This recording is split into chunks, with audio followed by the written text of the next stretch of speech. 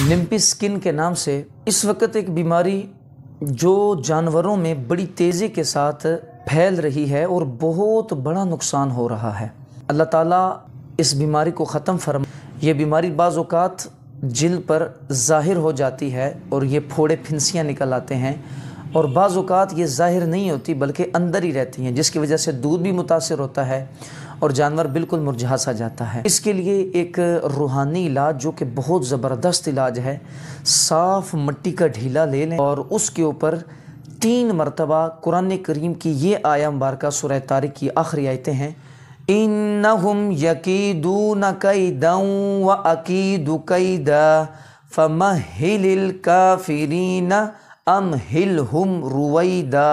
इन आयात मुबारका को 3 मरतबा पढ़कर तो उस मट्टी पर थूकें और वो मट्टी लेकर के जानवर की मुतासिरा जो जगह है, जिल्द है, उस पर उसको मलें।